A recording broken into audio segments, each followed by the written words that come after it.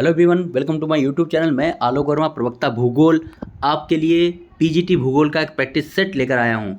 अच्छा practice set है, अच्छे से हम लोग इसके प्रश्न देखते हैं। कई दिनों से प्रैक्टिस सेट नहीं मैं डाल पाया था, अब फिर से शुरुआत कर रहा हूँ। अभी टाइम है, आप अच्छे से प्रैक्टिस करें। पहला प्रश्न देखते हैं, पृथ्वी की उत्पत्ति संबंधी निहारिका परिकल्पना किस दार्शनिक की परिकल्पना थी? निहारिका परिकल्पना किस दार्शनिक की थी, यह हमें देखना है। ऑप्शन आपके सामने है, आंसर क्या होगा? बिल्कुल सही बी आंसर है, इमैनुअल कांट। इमैनुअल कांट की निहारिका परिकल्पना थी। ठीक है, दूसरा प्रश्न देखते हैं, बहुत अच्छा प्रश्न है। पार्थिव ग्रह किन तत्वों से बने होते हैं? जो पृथ्वी के पास में पृथ्वी जैसे ग्रह हैं, बुध, शुक्र, पृथ्वी, मंगल, ये पार्थिव ग्रह हैं। ये किन तत्वों से बने होते हैं पार्थिव ग्रह? ए हमारा आंसर है, शैल और धातुओं से बने हैं पार्थिव ग्रह। अगला प्रश्न देखते हैं, निम्नलिखित में से कौन सा कथन सत्य नहीं है? 4 कथन दिए गए हैं, इनमें से कौन सही नहीं यानी कौन सा गलत है, ये आपको पकड़ना है। मेंटल का ऊपरी भाग दुर्बलता मंडल कहलाता है, बिल्कुल सही है। बाह्य क्रोड तरल अवस्था में है, बिल्कुल सही। आंतरिक क्रोड ठोस अवस्था में है, बिल्कुल सही। क्रोड का निर्माण सिलिका से हुआ है, बिल्कुल गलत। तो हमारा आंसर क्या हुआ? डी हमारा आंसर है। जो क्रोड है उसका निर्माण स्वेस ने नीफे से बताया था। किससे? नीफे से, निकिल और लोहे से। ठीक है, निकिल और लोहे से, तो डी गलत था। चौथा प्रश्न देखते हैं, निम्नलिखित में से कौन भूकंपी तरंगे ठोस, द्रव, गैस तीनों से गुजर सकती हैं? जो हमारा भूकंप आता है उसकी जो तरंगे हैं PSL, इनमें से कौन तीनों ठोस, द्रव, गैस से गुजर सकती हैं? ऑप्शन नंबर ए बिल्कुल सही है, पी तरंगे तीनों से गुजर सकती हैं। ठीक है, इसको याद रखिए, अच्छा प्रश्न है, कई बार आया है पीजीटी में। पांचवा, पोलर फ्लीइंग बल का संबंध किससे है? पोलर फ्लीइंग बल का संबंध किससे है? ऑप्शन आपके सामने है, आंसर क्या होगा? देख लीजिए ऑप्शन, आंसर क्या होगा? बी, पृथ्वी का घूर्णन। पृथ्वी के घूर्णन से संबंधित है पोलर फ्लीइंग बल। ओके। छठा प्रश्न, निम्नलिखित में से कौन सही सुमेलित नहीं है? यहां पर भी आपको देखना है कौन गलत मैच है। छठा प्रश्न है, कौन गलत मैच है? मीकिर हिल्स, मीकिर पहाड़ियां असम में हैं, बिल्कुल सही है। खासी हिल्स मेघालय में, बिल्कुल सही है। गारो, खासी, जयंतियाँ, 3 पहाड़ियाँ हैं ऐसे सीरियल में, मेघालय में है। बाबा बूदन की पहाड़ियाँ, बाबा बूदन हिल्स आंध्र प्रदेश में नहीं हैं। अमरकंटक पहाड़ी मध्य प्रदेश में है, छत्तीसगढ़ के बॉर्डर पे। ठीक है, सी हमारा आंसर है, यही गलत था, क्योंकि बाबा बूदन की पहाड़ियाँ जो हैं आंध्र प्रदेश में नहीं है, कर्नाटक में है। कर्नाटक के चिकमंगलूर जनपद क्षेत्र में पड़ती हैं बाबा बूदन की पहाड़ियाँ। यहीं पर भारत में सबसे पहले कहवा यानी कॉफ़ी की खेती हुई थी। सातवां प्रश्न, निम्नलिखित में से किस नदी के तट पर बद्रीनाथ का प्रसिद्ध मंदिर है? ठीक, आप बहुत अच्छे जान रहे होंगे, केदारनाथ, बद्रीनाथ आप खूब सुने होंगे, कई लोग गए भी होंगे। तो बद्रीनाथ का प्रसिद्ध मंदिर किस नदी के तट पर बसा हुआ है? ए आंसर है। ठीक है, आंसर है। लेकिन केदारनाथ का जो मंदिर है, प्रसिद्ध मंदिर है, वो किस नदी के किनारे है, किस नदी के तट पर है? अगर आपको पता है तो आप कमेंट में ज़रूर बताएं। ठीक है, ये प्रश्न आपके लिए छोड़े रहा हूँ मैं। केदारनाथ किस नदी पर बसा हुआ है? अगला प्रश्न देखते हैं, 8वां, निम्नलिखित में से कौन सा से कथन सत्य हैं? 2 कथन। इस प्रकार के प्रश्न आपको पीजीटी में मिलेंगे, 2 कथन वाले। पहला कथन है, भारत की जलवायु उष्णकटिबंधीय मानसून प्रकार की है। ठीक है। दूसरा प्रश्न कहता है, भारत उष्णकटिबंधीय अक्षांशों के बीचों बीच अवस्थित है। पहला तो सही है, दूसरा गलत है। भारत की जलवायु उष्णकटिबंधीय मानसून प्रकार की है, बिल्कुल सही, एक बिल्कुल सही। दूसरे में गलती क्या है? भारत उष्णकटिबंधीय अक्षांशों के बीचों बीच में नहीं है। आधा भारत उष्णकटिबंध में है, आधा शीतोष्णकटिबंध में है, क्योंकि भारत के बीचों बीच से 23.5 डिग्री उत्तरी अक्षांश यानी कर्क रेखा गुजरती है। ठीक है, इसलिए दूसरा गलत है, केवल एक सही। आंसर क्या होगा? ए। ठीक है। 9वां प्रश्न देखिए, संयुक्त राज्य अमेरिका में सिलिकॉन वैली कहाँ अवस्थित है? सिलिकॉन से आईसी चिप्स बनती हैं, जो कंप्यूटर में जो होती हैं, स्टोरेज चिप्स बनती हैं, इनमें सिलिकॉन का प्रयोग होता है। ठीक, और सिलिकॉन वैली कहाँ अवस्थित है? संयुक्त राज्य अमेरिका में, कैलिफोर्निया में। ठीक है, डी हमारा आंसर है। भारत की सिलिकॉन वैली बेंगलुरु को कहा जाता है। ठीक है, भारत की सिलिकॉन वैली बेंगलुरु को कहा जाता है। 9 में डी आंसर है। 10वां प्रश्न, निम्नलिखित में से कौन सही नहीं है? ब्रह्मपुत्र नदी के स्थानीय नाम, दूसरी तरफ देश और क्षेत्र। आप जान रहे हैं कि ब्रह्मपुत्र चीन से निकलती है, भारत आकर के फिर बांग्लादेश जाती है और फिर गंगा के साथ एक बृहद डेल्टा बनाती है। लेकिन इस नदी के कई स्थानीय क्षेत्रीय नाम हैं, तो कौन सही मैच नहीं है, उसे हमें पकड़ना है। ठीक है, जमुना बांग्लादेश, तो जमुना बांग्लादेश में कहा जाता है ब्रह्मपुत्र नदी को, बिल्कुल सही है। सांगपो चीन में कहा जाता है, बिल्कुल सही। ब्रह्मपुत्र भारत में कहा जाता है, बिल्कुल सही। तो एक बचा, वही गलत होगा। दिहांग तिब्बत में नहीं कहा जाता है, यही हमारा आंसर है। दिहांग ब्रह्मपुत्र का जो नाम है वो अरुणाचल प्रदेश में है। सांगपो नदी जब इंडिया में इंटर करती है और अरुणाचल प्रदेश राज्य में आती है तो उसे दिहांग कहा जाता है, ठीक है। तो डी हमारा आंसर था। 11वां, सतही महासागरीय धाराएं अपनी ऊर्जा कहाँ से प्राप्त करती हैं?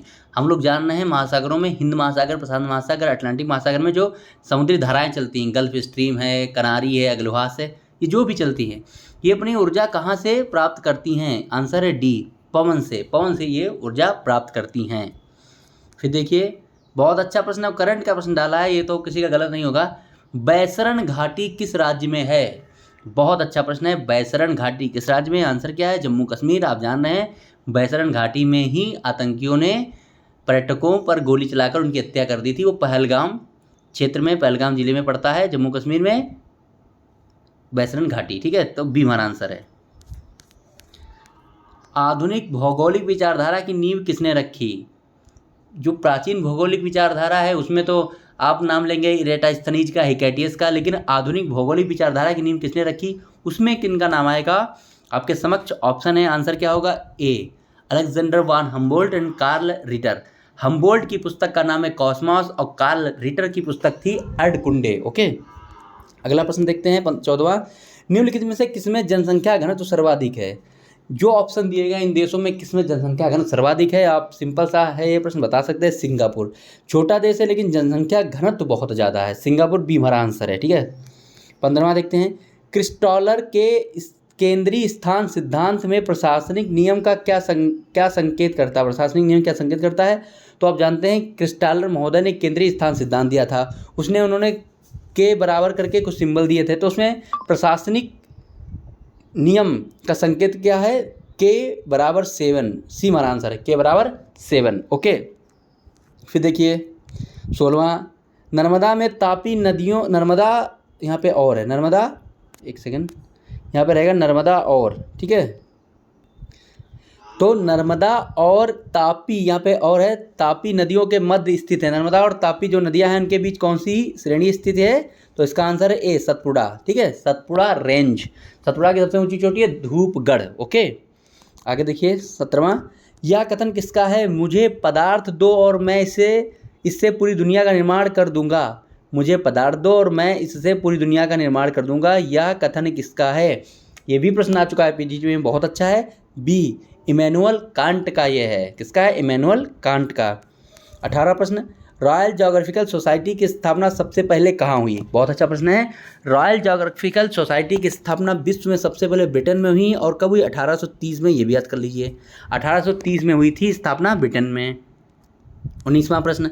निम्नलिखित में से किस भूगोलवेत्ता ने कहा कि मानव पृथ्वी की उपज है? मानव पृथ्वी की उपज है, ये तो बहुत अच्छा है। किसने कहा था? आपके सामने ऑप्शन है, आंसर क्या होगा? एसी सिंपल, ठीक है।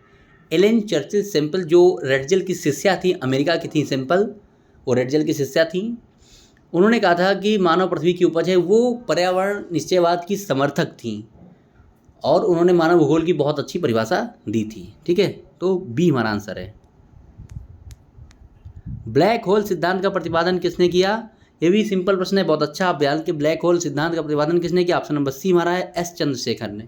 एस चंद्रशेखर ने। ये भी प्रश्न टीजीटी पीजीटी भूगोल में आ चुका है। ओके, 21वां। ये देखिए प्रश्न बहुत अच्छा है। निम्नलिखित महाद्वीपों में किस में देशों की संख्या, यहाँ पे देशों होगा, देशों की संख्या सर्वाधिक है? तो किस महाद्वीप में देशों की संख्या सर्वाधिक? आंसर होगा ए, अफ्रीका में। क्यों? क्योंकि अफ्रीका में 54 देश हैं। कितने? 54 देश हैं। यूरोप में 44 देश हैं, सभी देश देख लिए। दक्षिण अमेरिका में 12 स्वतंत्र देश हैं, बाकी छोटे छोटे देश हैं वो स्पेन ब्रिटेन के कब्जे में हैं। एशिया में 48 देश हैं, ठीक है। तो इस तरीके से 54 देश अफ्रीका में सबसे ज़्यादा हैं, ये हमारा आंसर है। 22वां। ये भी बहुत अच्छा प्रश्न है, ये भी खूब आता है। ज्वालामुखी उद्गार के समय सबसे अधिक कौन सी गैस निकलती है? जब ज्वालामुखी उद्गार होता है तब कार्बन डाइऑक्साइड भी निकलती है, सल्फर डाइऑक्साइड भी निकलती है, लेकिन सबसे ज़्यादा गैस कौन सी निकलती है? जलवाष्प। डी हमारा आंसर है। ज्वालामुखी उद्गार के समय सबसे ज़्यादा गैस कौन सी निकलती है? जलवाष्प। डी आंसर हमारा है।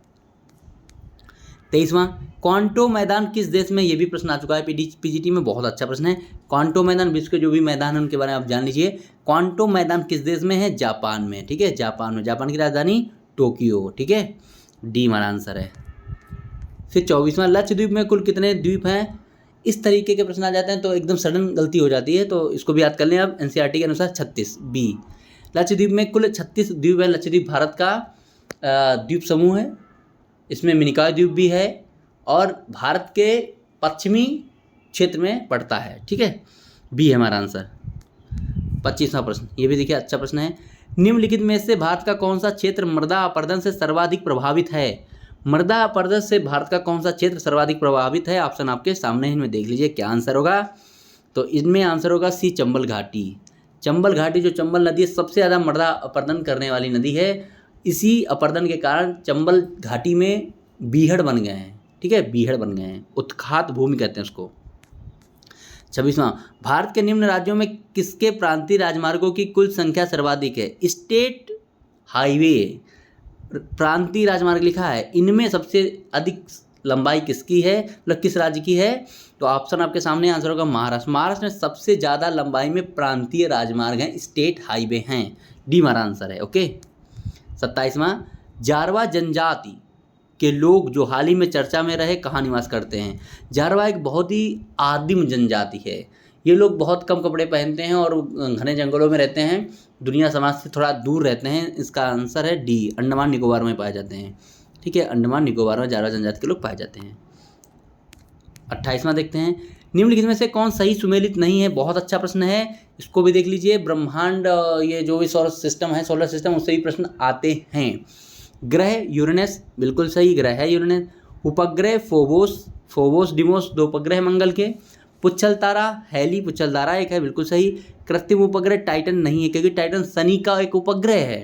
कृत्रिम उपग्रह तो बहुत सारे आप नाम ले सकते थे, चंद्रयान, ठीक है, और भी चंद्रयान तो यान था, उसमें कई चीज़ें थी, और सारे कई सैटेलाइट गए हैं, ठीक है, उसमें आर्यभट्ट इंडिया का पहला सैटेलाइट था, कृत्रिम उपग्रह था, तो डी हमारा आंसर है, ठीक है, ये गलत मैच था। फिर देखते हैं 29वां प्रश्न, निम्नलिखित में से कौन सही सुमेलित नहीं है, ये भी बहुत अच्छा प्रश्न है, भौगोलिक चिंतन का प्रश्न है। नियतिवाद हंटिंगटन, बिल्कुल सही, नियतिवाद में हंटिंगटन का योगदान है, रोल है, उसके समर्थक थे। संभववाद फैब्रे ने दिया था शब्द। नवनिश्चयवाद आरपीट, गलत है। मानववादी भूगोल तुआन का है, ये भी सही है।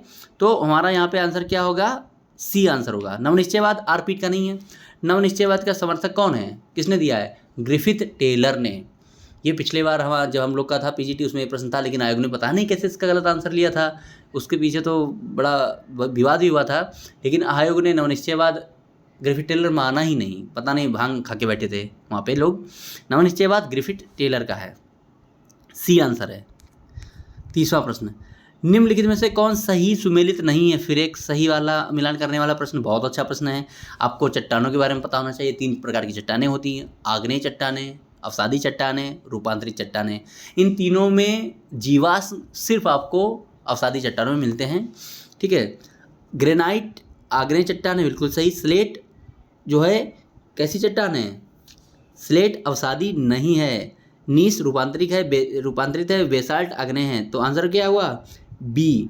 आंसर हमारा क्या हुआ, बी, स्लेट अवसादी नहीं है, स्लेट रूपांतरित चट्टान है, बी हमारा आंसर है। फिर देखिए 31वां, सूर्य के निम्नलिखित मंडलों में से किस, यहाँ पे कर रही होगा, निम्नलिखित मंडलों में से किससे सौर पवन निकलती है, ऐसा समझ लीजिए। सूर्य के किस मंडल से सौर पवन निकलती है, ये प्रश्न है, किससे सौर पवन निकलती है। ऑप्शन आपके सामने है, ऑप्शन क्या, आंसर क्या होगा, सी, कोरोना से, ठीक है। आंसर यहाँ पर क्या है, कोरोना। 32वां प्रश्न बहुत अच्छा है, निम्नलिखित में से कौन सा से कथन सत्य है। 2 स्टेटमेंट दिए गए हैं, आपको इस पर विचार करना है। सूर्य, चंद्रमा, पृथ्वी जब एक सीध में होते हैं तब दीर्घ ज्वार आता है, ठीक है, इसको हम अभी देखते हैं सही है गलत है। चंद्रमा, सूर्य, पृथ्वी जब समकोण स्थिति में होते हैं तब लघु ज्वार आता है। तो यहाँ पर हम लोग देख रहे हैं दोनों बातें सही हैं, 1, 2 दोनों। आंसर क्या होगा, सी। जब सूर्य, पृथ्वी, चंद्रमा एक सीध में होते हैं तब दीर्घ ज्वार आता है। जब ये तीनों समकोण स्थिति में होते हैं तब लघु ज्वार आता है। तो दोनों सही हैं, सी हमारा आंसर है। हेली, गेल और विल्सन क्या है? बहुत अच्छा प्रश्न है, तीनों को याद कर लीजिए। हेली, गेल, विल्सन क्या है? ये हैं धूमकेतु। ठीक, पुच्छल तारा इनको कहें, आप धूमकेतु कहें, बी हमारा आंसर है। ठीक है। 34वां प्रश्न, पृथ्वी के एक देशांतर घूर्णन में 1 डिग्री देशांतर घूर्णन में कितना समय लगता है? पृथ्वी के देशांतर के 1 डिग्री घूर्णन में कितना समय लगता है? 4 मिनट। ये तो सिंपल प्रश्न है, आपको पता होगा, सी हमारा आंसर है 4 मिनट। ओके। फिर देखिए 35वां अंतिम प्रश्न, निम्नलिखित में से कौन सा युग हिम युग के लिए जाना जाता है? कौन सा युग हिम युग के लिए जाना जाता है? बहुत अच्छा प्रश्न है, आंसर होगा हमारा बी, प्लीस्टोसीन युग। प्लीस्टोसीन युग हिम युग के रूप में जाना जाता है। धन्यवाद, पढ़ते रहिए, मस्त रहिए, प्रैक्टिस करते